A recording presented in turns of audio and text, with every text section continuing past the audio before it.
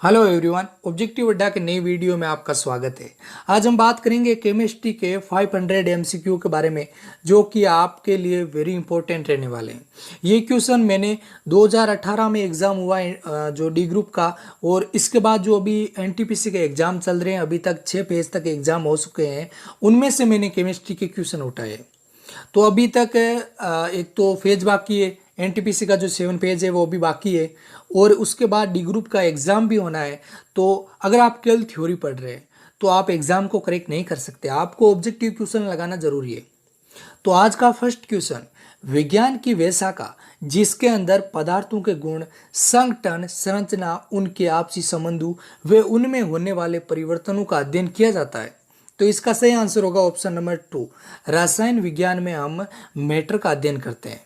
Next question आपकी screen के ऊपर, आधुनिक रसायन विज्ञान का जनक, father of modern chemistry.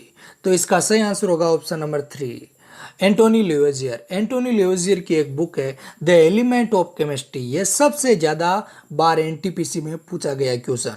NTPC का सबसे फेवरेट क्वेश्चन है द एलिमेंट ऑफ केमिस्ट्री। ये बुक किसने लिखी? तो इसका राइट आंसर होगा एंटोनी लेवेजियर ने। नेक्स्ट क्वेश्चन आपकी स्क्रीन के ऊपर, रासायन शास्त्र का उद्गम कहाँ से माना जाता है? तो इसका सही आंसर होगा ऑप्शन नंबर 4, मिस्र, इजिप्ट से। केमिस्ट्री से पहले केमिया नाम था। तो केमिया का अर्थ होता है ब्लैक, काला, और ये एक ग्रीक वर्ड है। नेक्स्ट क्वेश्चन आपकी स्क्रीन के ऊपर, वह चीज जिसका द्रव्यमान हो, जो स्थान घेरती हो, जिसमें जड़त्व का गुण हो, वे तथा जिसे महसूस किया जा सके, उसे हम क्या बोलते हैं? पदार्थ, मैटर। इसके बाद मैं दो चीजों का डिस्कशन करूंगा, एक परमाणु, एक अणु। इन दोनों में डिफरेंट क्या होता है? तो परमाणु किसे कहते हैं, या परमाणु और अणु में डिफरेंट, पहला डिफरेंट ये मिलेगा आपको कि जो पदार्थ का सबसे छोटा कण है वो है परमाणु, और जिसे हम बोल सकते हैं स्मॉलेस्ट, और स्मॉलर किसे बोल सकते हैं? अणु को। दूसरी चीज, परमाणु ये जो रासायनिक अभिक्रिया है उसमें भाग लेता है, जबकि अणु रासायनिक अभिक्रिया में भाग नहीं लेता है। आप मेरे वर्ड पर ध्यान रखें ज़्यादा। उसके बाद अगर मैं परमाणु की बात करूं, तीसरा डिफरेंट इनके बीच में होगा कि परमाणु आपको स्वतंत्र अवस्था में नहीं मिलेगा, और अणु है ये आपको स्वतंत्र अवस्था में मिल जाएगा। नेक्स्ट क्वेश्चन आपकी स्क्रीन के ऊपर, अगर पृथ्वी पर किसी पदार्थ का भार 60 न्यूटन है तो चंद्रमा पर उस पदार्थ का भार होगा। तो इसका मैं पहले आपको आंसर बता देता हूं, उसके बाद हम इसको समझेंगे। तो इसका सही आंसर होगा ऑप्शन नंबर 4, 10 न्यूटन। कैसे? अगर कोई चीज है, कोई मैटर है, कोई पदार्थ है, उसका अगर अर्थ पर वेट होगा, और अगर अर्थ पर वेट होगा, और उसी वेट को अगर हम चंद्रमा पर ले जाएं, मून पर ले जाएं, तो वो होगा अर्थ का 1/6। तो यहाँ पर मैं अगर 60 से मल्टीप्लाई करूँ तो यहाँ पर आएगा सीधा आंसर 10। 1/6 गुना होता है, तो सीधा आपको 60 से गुना करना है। फिर उसके बाद मैं यहाँ पर दो चीज़ों के बारे में डिस्कशन करूँगा, एक तो मास और दूसरा है वेट। इन दोनों में डिफरेंट क्या होता है? तो मास एक, हम बोल सकते हैं, एक अदिश राशि है। क्या, कौन सी राशि है? Scalar quantity. जबकि वेट एक सदिश राशि है, वेक्टर क्वांटिटी। मास को हम डिनोट करते हैं एम से, और जबकि वेट को करते हैं एम जी से। ठीक है फ्रेंड्स। अगला इन दोनों के बीच में डिफरेंट है मास और वेट में। अगला डिफरेंट है इसका जो यूनिट होता है, जो मास का यूनिट होता है केजी में, जबकि वेट का यूनिट होता है न्यूटन में। फिर अगला मैं अगर इन दोनों के बीच में डिस्कशन करूं, तो ये अगर जो द्रव्यमान की अगर मैं बात करूं, तो अर्थ पर इसे अगर हम किसी मैटर का द्रव्यमान देखें, या फिर मून पर, या हम स्पेस में, एक समान रहता है, नो चेंज, सभी जगह समान रहता है। बट अगर मैं वहीं वेट की बात करूं, भार की बात करूं, तो वो हर जगह अलग मिलेगा आपको। फिर इसके बाद चलते हैं अगले क्वेश्चन की तरफ। उसके साथ ही मैं आपको बता देता हूं कि आपके सामने अभी जी आया, जो एम और जी, जो कि वेट को हम उसे डिनोट करते हैं। तो अगर हम बात करें कि एक क्वेंटर जो इक्वेटर है, इक्वेटर से अब अगर हम अर्थ पर इक्वेटर से अगर हम नॉर्थ पोल की तरफ जाएं, तो जो वेट है उसमें अगर जो जी है, जी का मान बढ़ेगा तो वेट भी बढ़ेगा। अगर इक्वेटर से अगर हम जाए साउथ पोल की तरफ, तो भी क्या होगा, जो जी का मान है वो बढ़ेगा और फिर वेट भी बढ़ेगा। तो मैं आपको यहाँ पर एक क्वेश्चन देना चाहता हूँ, इसका आंसर आपको कमेंट बॉक्स में देना है कि अगर हम नॉर्थ पोल से साउथ पोल की तरफ जाएं तो वेट में क्या परिवर्तन होगा।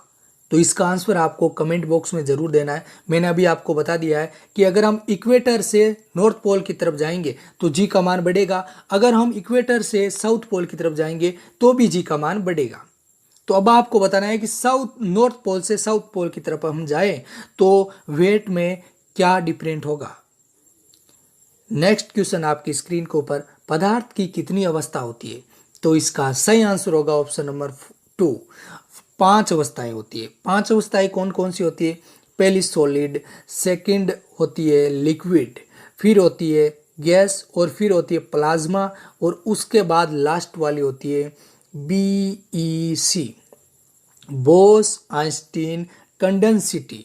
ये 5 ही अवस्था होती है। अब मैं यहाँ पर डिस्कशन करूँगा प्लाज्मा के बारे में और मैं बाकी के बारे में बाद में बात करूँगा। प्लाज्मा ये नेचुरली हमें नहीं मिलती, इसे हमें क्रिएट करना पड़ता है। क्रिएट कैसे करते हैं, हम ट्यूबलाइट का यूज़ करते हैं। जो ये ट्यूबलाइट होती है ये एक निर्वात नली होती है। निर्वात नली किसे कहते हैं, जहाँ पर हवा ना हो। तो इसमें फिर भरते हैं हम आर्गन गैस भरते हैं। फिर इसमें हम इलेक्ट्रॉनों मतलब कि जो इलेक्ट्रॉन है या करंट का हम फ्लो करवाते हैं। तो इसके फ्लो कराने के बाद जो ऊर्जा हमें प्राप्त होती है उसे हम बोलते हैं प्लाज्मा अवस्था। चलते हैं नेक्स्ट क्वेश्चन आपकी स्क्रीन के ऊपर, किसी पदार्थ का ठोस से द्रव में परिवर्तन होना उसे क्या कहते हैं। तो इसका सही आंसर होगा ऑप्शन नंबर 1, गलनीकरण। मैं आपको यहाँ पर ठोस, द्रव और गैस 3 चीज़ों के बारे में बात करूँगा। यहाँ पर मैं लिख रहा हूँ एस, सॉलिड, और फिर मैं बात करूँगा लिक्विड और फिर मैं बात करूँगा गैस। अगर हम सॉलिड से लिक्विड में जाएं, अगर मैं यहाँ पर एग्जाम्पल लूँ कि अगर बर्फ़ से हम किसी वाटर में जाएं, अगर हम बर्फ़ को हमें वाटर में कन्वर्ट करना है तो उसे हम बोलेंगे गलनीकरण या इसे हम बोल सकते हैं मेल्टिंग। और जिस पॉइंट से ये कन्वर्ट होना शुरू होगा उसे हम बोलेंगे मेल्टिंग पॉइंट। उसके बाद अगर हम लिक्विड से सॉलिड में जाएं, लिक्विड से ठोस मतलब द्रव से ठोस में जाएं, तो यहाँ पर होगा फ्रीजिंग और जहाँ पर ये चेंज होना शुरू होगा उसे हम बोलेंगे फ्रीजिंग पॉइंट। उसके बाद अगर हमें लिक्विड से गैस में जाएं तो उसे हम बोलेंगे क्वथनांक। और फिर वापस गैस से अगर हम लिक्विड में आए तो उसे हम बोलेंगे संघनन। फिर तीसरी चीज़ बात करूं, अगर हम ठोस सॉलिड से सीधा गैस में जाए तो उसे हम बोलेंगे ऊर्ध्वपातन। और अगर हम गैस से सॉलिड में वापस आए तो उसे हम बोलेंगे विंगटन। ये आपको ध्यान रखना है, ये कई बार क्वेश्चन पूछा जाता है। नेक्स्ट क्वेश्चन आपकी स्क्रीन के ऊपर, क्वथनांक होता है तो क्वथनांक क्या सॉलिड या गैस या लिक्विड या ऑल। तो इसका सही आंसर होगा ऑप्शन नंबर 3, लिक्विड में। तो अब मैं आपको यहाँ पर 2 चीज़ों का डिफरेंस बताऊंगा, इन दोनों में अंतर बताऊंगा। एक तो इवेपोरेशन मतलब वाष्पीकरण, दूसरा क्वथनांक बॉइलिंग। तो इन दोनों में डिफरेंट है। ये जो होता है लिक्विड में होता है, क्वथनांक होता है लिक्विड में, जबकि ये लिक्विड इवेपोरेशन वाष्पीकरण लिक्विड व दूसरी चीज़ सॉलिड दोनों में होता है। और जो क्वथनांक है, ये क्वथनांक इसका एक फिक्स पर्टिकुलर पॉइंट होता है, जबकि इवेपोरेशन वाष्पीकरण का कोई पर्टिकुलर पॉइंट नहीं होता है। ये आपको ध्यान रखना है।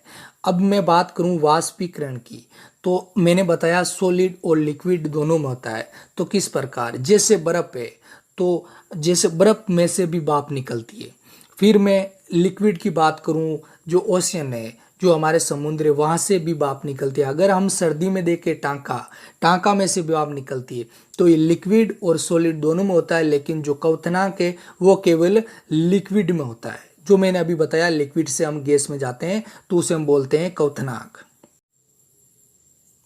नेक्स्ट क्वेश्चन आपकी स्क्रीन के ऊपर, बादल किस अवस्था में होते हैं? तो इसका सही आंसर होगा ऑप्शन नंबर 4, द्रव अवस्था में, लिक्विड अवस्था में। तो अगर मैं आपको बताऊं कि लिक्विड, अब मैं आपको पूछना चाहता हूं कि अगर जो ये बादल की अवस्था होती है तो होती है द्रव अवस्था में, ठीक है। तो इसका निर्माण किस प्रक्रिया के कारण होता है? तो इसका सही आंसर होगा संघनन के कारण। कैसे? जैसे ये महासागर है, ओशन है, ओशन से ये बूंद वाष्प के रूप में ऊपर जाएगी, फिर बादल में द्रव अवस्था में परिवर्तन होगी। तो इस प्रक्रिया को हम क्या बोलते हैं? संघनन। नेक्स्ट क्वेश्चन आपकी स्क्रीन के ऊपर, आइस का मेल्टिंग पॉइंट। इससे पहले मैं आपको इसके बारे में बता देता हूँ। जो ये बादल से बूंद गिरती है, ये गोल होती है, तो ये किसके कारण होती है? ये होती है पृष्ठ तनाव के कारण। और इसके साथ ही चलते हैं अगले क्वेश्चन के साथ। आइस का मेल्टिंग पॉइंट है, तो इसका सही आंसर होगा ऑप्शन नंबर 3, 0 डिग्री सेल्सियस, जो सेल्सियस में होगा, और 273 केल्विन, जो कि केल्विन में होगा। ये आपको दोनों याद रखना है। जो आइस का मेल्टिंग पॉइंट है 0 डिग्री सेल्सियस में भी याद रखना है, और 273 डिग्री केल्विन में भी आपको याद रखना है। नेक्स्ट क्वेश्चन आपकी स्क्रीन के ऊपर, ऊर्ध्व पातन पदार्थ का उदाहरण है। तो इसका सही आंसर होगा, उदाहरण नहीं है, यहाँ पर नहीं पूछा गया है, तो इसका सही आंसर होगा ऑप्शन नंबर 4, सोडियम।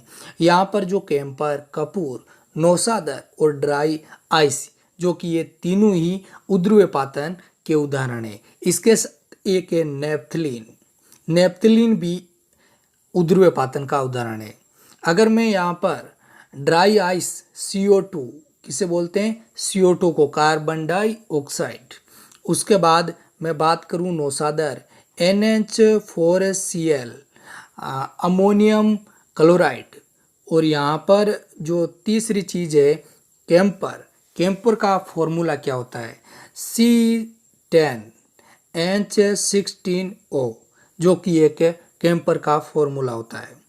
चलते हैं नेक्स्ट क्वेश्चन पर, BEC अवस्था में पदार्थ को कैसे बदला जाता है? तो इसका सही आंसर होगा option number 3, super low temperature और सुपर लो प्रेशर पर इसे BEC, बोस आइंस्टाइन कंडेंसिटी अवस्था में परिवर्तित किया जाता है, जिसमें क्या कंडीशन होनी चाहिए? सुपर लो टेम्परेचर और सुपर लो प्रेशर होना चाहिए। और जो इसकी जो ये अवस्था है ये बताई थी, एक तो बोस नामक वैज्ञानिक थे, जो यहाँ पर मैं बोस बता रहा हूँ, और एक आइंस्टीन नामक वैज्ञानिक, दोनों ने ये अवस्था बताई थी। इसका जैसे एग्जाम्पल आपको मैं बताऊँ तो अति चालक, जो कि इसका एग्जाम्पल है। नेक्स्ट क्वेश्चन आपकी स्क्रीन के ऊपर, बाहरी जल के निर्माण में काम आता है। तो इसका सही आंसर होगा ऑप्शन नंबर 2, D2O। D2O के निर्माण में हम किसका उपयोग करते हैं? ड्यूटेरियम का उपयोग करते हैं, ठीक है। और हाइड्रोजन जो एलिमेंट है, इसके हर एक समस्थानिक का अलग अलग नाम है। इसके समस्थानिकों की संख्या है 3। तो सबसे पहला जो समस्थानिक है प्रोटियम, और इसका जो इसमें आपको न्यूट्रॉन नहीं मिलेंगे। सेकंड जो कि है ड्यूटेरियम का उपयोग किया जाता है न्यूक्लियर रिएक्टर में मॉडरेटर के रूप में। तो मॉडरेटर का उपयोग क्यों किया जाता है? क्योंकि मॉडरेटर का उपयोग इसलिए किया जाता है न्यूट्रॉनों की स्पीड को स्लो किया जा सके। अगला है ट्राइटियम, ये रेडियो एक्टिव होता है।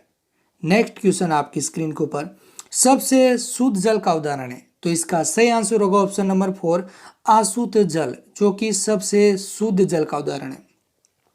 नेक्स्ट क्वेश्चन आपकी स्क्रीन के ऊपर, जल का घनत्व सर्वाधिक होता है, वाटर का डेंसिटी सबसे ज़्यादा होता है, तो वो होता है 4 डिग्री सेल्सियस पर। इसका सही आंसर होगा ऑप्शन नंबर 2। अब मैं आपको इसके साथ ही बता देता हूँ कि जो डेंसिटी है इसको हम पिक्नोमीटर के द्वारा मापते हैं। नेक्स्ट क्वेश्चन आपकी स्क्रीन के ऊपर, जल का घनत्व सबसे कम होता है, तो इसका सही आंसर होगा ऑप्शन नंबर 4, 100 डिग्री सेल्सियस पर। तो जल का घनत्व सबसे ज़्यादा तो होता है 4 डिग्री सेल्सियस पर और सबसे कम होता है 100 डिग्री सेल्सियस पर। नेक्स्ट क्वेश्चन आपकी स्क्रीन के ऊपर, जल का आयतन सबसे कम होता है, तो वाटर का जो वॉल्यूम है वो सबसे कम होता है 4 डिग्री सेल्सियस पर। यह भी आपको याद रखें, इस पॉइंट को आप जरूर पकड़ें।